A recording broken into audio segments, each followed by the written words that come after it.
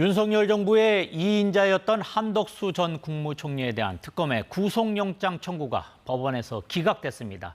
지금까지 내란 혐의와 관련해 청구된 구속영장은 윤석열 전 대통령부터 예외 없이 모두 발부가 됐습니다. 이번에 처음으로 제동이 걸린 겁니다. 특검 수사 상황 알아보겠습니다. 백인성 법조 전문 기자 나와 있습니다.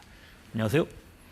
자, 우선 한덕수 국무총리의 그 영장 기각 내용부터 설명해 주시죠. 네, 서울중앙지법이 어젯밤에 내란 방조 등 혐의를 받는 한덕수 전 국무총리에 대해서 구속영장을 기각했습니다. 네. 어제 중계로 전해드린 것처럼 이 중요한 사실관계 및 피의자의 일련의 행적에 대한 법적 평가에 대해서 다툼의 여지가 있다. 이렇게 표현을 했는데요. 이건 한 전 총리가 받는 세 가지 혐의, 그러니까 내란 방조, 허위 공문서 작성, 위증 가운데 핵심인 내란 방조 혐의와 관련해서 양측 주장이 팽팽히 맞선 걸 뜻하는 겁니다. 네. 특검 주장은요, 한 전 총리가 국무회의를 형식적으로 진행하고 정족수 확인에만 치중을 해서 국무총리로서 막아야 할 계엄 선포를 제지해야 할 의무를 이행하지 않았고 오히려 범행을 도와줬다. 이렇게 의심을 하고 있는데 영장 전담 판사가 한 전 총리 측 반론을 들어보니까 이게 혐의가 소명됐다고 보기는 좀 어렵다. 이렇게 봤다는 겁니다. 네, 지금 그렇다면 이제 한정 총리 입장에서는 혐의를 지금 부인하고 있는데 이게 지금 받아들여졌다라고 봐야 되나요? 어떻게 봐야 되나요? 지금 어떤 주장을 펼친 겁니까? 짧게 줄이면 내란을 도우려는 의사가 없었다. 이런 주장입니다. 네. 내란 방조범이 특검 주장대로 성립을 하려면 여러 조건이 필요한데요. 우선 내란 정범의 고의와 실행의 행위, 그리고 정범을 돕겠다는 방조의 고의, 그리고 현실적 기여도 있어야 되고 실제 내란과 이 내란 방조와의 인과관계도 있어야 됩니다. 그런데 한 전 총리 측은 심사에서 대통령을 적극 만류했다. 내란에 대한 고의와 방조의 고의가 없었다. 이렇게 맞섰습니다. 국무회의 소집 건의는 독단적 선포를 막으려는 최후의 노력이었다. 이런 주장을 한 건데요. 네. 이게 적극 반대하지 않은 점, 그리고 국무회의를 형식적으로 진행된 점, 이런 객관적인 사실관계는 인정이 되는데 이걸 과연 내란 방조의 고의를 가진 방조 행위다. 이렇게 인정할 수 있느냐. 특검 측 자료만으로는 확신이 들지 않는다고 법관이 판단을 한 걸로 보이고요. 네. 이렇게 내란 방조가 날아가면 구속 필요성의 핵심 요소인 사안의 중대성이 현저히 낮아지게 됩니다. 아울러서 법원이 도주나 증거인멸 우려가 있다고 보기 어렵다. 이렇게 본 것도 기각 사유로 풀이가 됩니다. 지금 이번 기각 결정 어떻게 보면 특검 수사에 제동이 걸린 것처럼 보이는데 어떻게 되는 겁니까? 앞으로 특검 수사.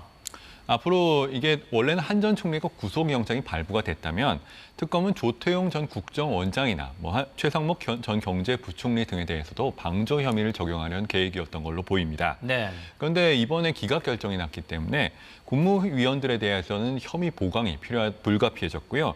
또 영장 재청구 가능성도 점쳐지는데 지금 혐의 소명이 문제가 된 거라서 결정적인 증거가 나오거나 아니면 다른 혐의가 추가되거나 하는 게 아니면은 불구속 기소 가능성도 상당하다는 평가가 나옵니다. 네, 그렇군요. 김건희 특검 얘기 한번 해볼까요? 어제 권성동 의원 출석해서 조사를 받았는데 피의자 신분이었죠. 그렇습니다. 김건희 특검팀의 조사를 받은 현직 국회의원이었는데요. 이 혐의는 정치자금법 위반입니다. 네.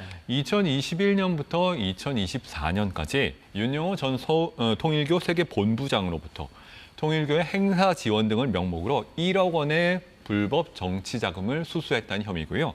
다른 의혹도 있는데 2023년 국민의힘 전당대회를 앞두고 권 의원을 당대표로 지원하기 위해서 통일교 교인들이 대거 입당하려 했다는 의혹, 그리고 2022년에 한학자 통일교 총재에 대한 미국 원정 도박 의혹 관련해서 경찰의 내사 정보를 통일교에 전달해줘서 증거인멸을 도왔다는 의혹도 함께 받고 있습니다. 다만 권 의원 측은 통일교의 관련성에 대해서도 금전 거래는 물론 청탁이나 조직적 연계, 그 어떤 부적절한 관계도 맺은 적이 없다. 이런 입장이라서 혐의를 강하게 부인하고 있습니다. 네, 그렇군요. 지금 국회에서는 지금 현재 진행되고 있는 특검과 관련돼서 이 개정안이 필요하다라고 해가지고 그 내용이 공개된 모습인데 그 어떤 겁니까?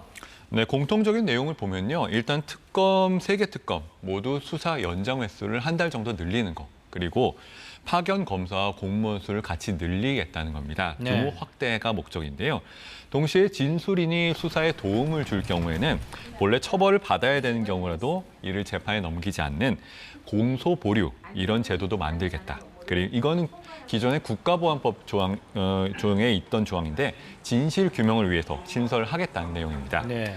또 김건희 특검법 개정안에는 그 특정인에 대한 고소 고발 사건도 전부 특검의 수사 대상에 포함한 내용도 들어갔습니다. 지금 이미 특검이 가동되고 있는데 이와 관련된 법을 개정하겠다. 이런 거는 제가 봤을 때 좀 들어보지 못한 좀 처음인 것 같은데 어떻습니까? 이렇게 법을 개정하는 것, 위헌 논란이라든지 뭐 이런 부분 있습니까? 말씀하신 대로 있습니다.